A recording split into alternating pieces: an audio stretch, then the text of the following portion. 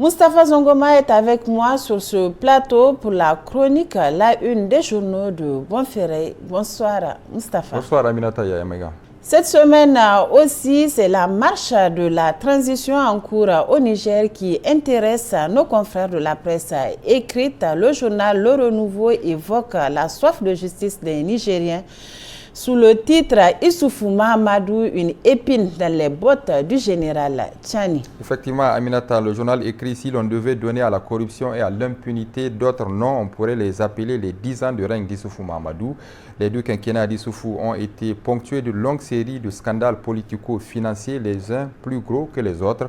Les doigts de la main ne suffisent d'ailleurs pas pour les énumérer. Le journal donne à titre de référence les affaires Uranium Gate, Mukuru Gate, l'achat de l'avion présidentiel, les rails de Bolloré, les centaines de milliards de francs CFA prétendument injectés dans l'organisation du sommet de l'UA, les dizaines de contrats flous noués à tout vent sous forme de partenariats public-privé, les faux marchés publics au ministère de la Défense nationale, entre autres. Le Conseil national pour la sauvegarde de la patrie, CNSP, s'est dit disposé à réparer les torts causés aux Nigériens par une décennie de malgouvernance.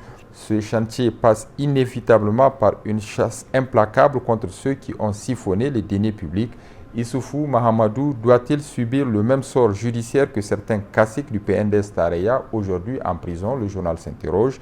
Si cela ne tient qu'aux Nigériens, en grande majorité, l'ancien chef de l'État aurait passé de la somptueuse résidence qu'il occupe depuis son vrai faux départ du pouvoir à une cellule de prison.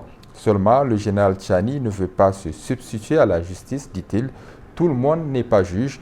Laissant la justice faire son travail, a-t-il récemment déclaré. En termes clairs, ceux qui veulent voir Issoufou Mahamadou répondre devant la justice par rapport à sa gestion de l'État doivent prendre leur mal en patience, à en croire nombre d'observateurs. L'ancien président de la République constitue aujourd'hui une véritable épine dans les bottes du général Tchani. L'hebdomadaire L'éclosion s'indigne de la tendance prématurée de vouloir déjà parler de bilan de la transition après seulement 80 jours. En général, les régimes démocratiques issus d'un processus électoral bénéficient d'une période de grâce allant de 6 à 12 mois, c'est selon le cas. D'ailleurs, l'on ne parle de bilan qu'à l'issue de 100 premiers jours de gouvernance, mais voilà qu'après seulement 80 jours d'exercice du pouvoir d'État par le CNSP et une soixantaine de jours pour le gouvernement de Maman Ali Lamine Zen, certains veulent déjà parler de bilan, ce qui paraît déraisonnable selon le confrère au regard du contexte dans lequel le CNSP a pris le pouvoir et l'animosité des organisations sous-régionales et la France contre le Niger. Nos voisins du Mali et du Burkina Faso ont tous deux connu deux putschs chacun à l'espace de quelques mois, n'ont pas vécu autant d'acharnement que le CNSP. La CEDEAO, l'UEMOA, l'Union africaine, mais aussi l'OTAN et l'ONU ont fait et continuent de faire feu de tout bois pour entraver la marche du Niger vers sa souveraineté, sa libération du joug français. Malgré tout, le Conseil national pour la sauvegarde de la patrie, le CNSP et le gouvernement arrivent à faire tourner le pays condamné à s'effondrer en 2 semaines selon les anciens dignitaires du pays. Le CNSP et le gouvernement sont décidés à faire les choses dans l'intérêt supérieur du Niger, mais au regard des pratiques de l'ancien régime qui a tristement réussi à corrompre les valeurs morales, sociétales, religieuses et administratives au profit des contre-valeurs de toutes sortes, il faut de la prudence dans les choix. Il faut aussi un travail méticuleux pour dénicher les compétences et les personnes dévouées à l'État. Ce dernier aspect est très important au regard de la saison des opportunistes que nous vivons depuis la fin de la malheureuse Renaissance. Ils sont nombreux à avoir vite retourné leur veste, tentant de se faire une nouvelle virginité alors qu'ils ont été complices, voire acteurs de la situation que nous venons de traverser. L'on remarque que dans les nouvelles nominations, les postes liés aux finances et aux marchés publics sont en grande partie donnés aux forces de défense et de sécurité, ce qui suppose une volonté de nommer des gens connus par le CNSP, mais aussi éviter le risque de se faire tromper. Le journal La Roue de l'Histoire se lance dans les pronostics relatifs à la présidence de l'organe législatif de la transition du CNSP sous le titre « Qui pour diriger le Conseil consultatif national ».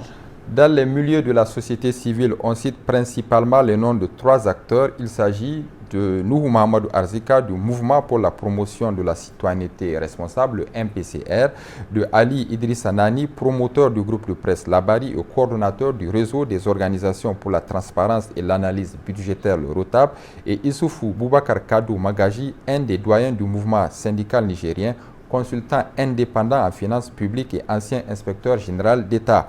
Tous les trois contribuent inlassablement au mouvement souverainiste et de refondation de la République en cours dans notre pays. Il faut aussi noter qu'une autre tendance favorable plutôt à un militaire à la tête du CCN est en train de s'afficher. On parle du général à la retraite Munkaila Issa, un acteur politique qui a également participé aux élections présidentielles de 2020-2021. D'autres sources évoquent un officier membre du CNSP. Dans certains milieux politiques, on parle avec insistance de l'ancien Premier ministre Brigitte Raffini pour conduire le Parlement de transition. Il vient d'ailleurs d'atterrir à Niamey et s'est installé dans son domicile où il reçoit, semble-t-il, beaucoup de visites selon le journal. On parle également du président du parti PJD Akika, Maman Hamissou Moumouni. C'est dire que rien n'est joué d'avance. La lutte risque d'être âpre, même si on ignore pour le moment l'option pour laquelle penche le CNSP. Acteur de la société civile, acteur politique, responsable militaire, toutes les hypothèses sont possibles à l'étape actuelle des choses où le CNSP n'a ni clarifié ni pris l'ordonnance portant composition, mission et fonctionnement de cette institution stratégique dans l'architecture de la transition. Toujours est-il que le CNSP doit accélérer le processus de mise en place du Conseil pour démarrer véritablement la transition. Retour au pays de l'autorité morale du Modern Lumana Africa, le journal Le Monde d'aujourd'hui de cette semaine met en scène l'adversité Hama Amadou contre Issoufou Mahamadou, acte 3.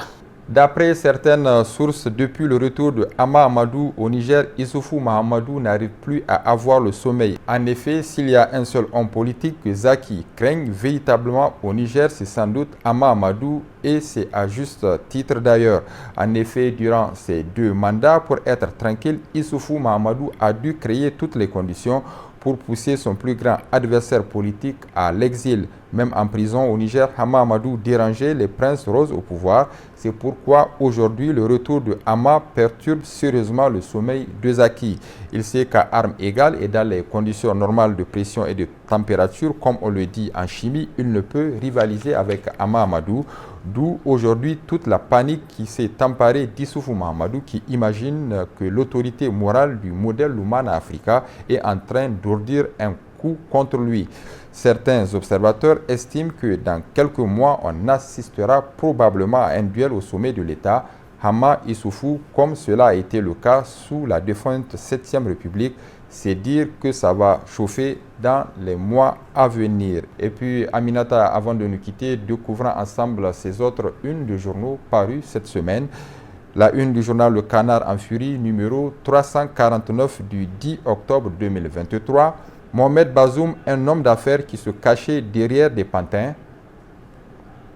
Le journal L'Actualité numéro 726 du 16 octobre 2023 qui a pour sa part titré « Affaire MDN quand Bazoum traitait Katambe de menteur ». Enfin, la une du quotidien gouvernemental Le Sahel numéro 10610 du 18 octobre 2023. Coopération, le consul général du Burkina Faso et le chef de délégation du CICR présentent leur lettre au ministre Bakary Yaou Sangaré. Moustapha Zongoma, merci. Merci également à vous, Aminata Yayamega. Monsieur, dames, merci également à vous pour votre fidélité. Ici se referme cette édition d'information. Excellente soirée en compagnie de nos programmes. Bonsoir.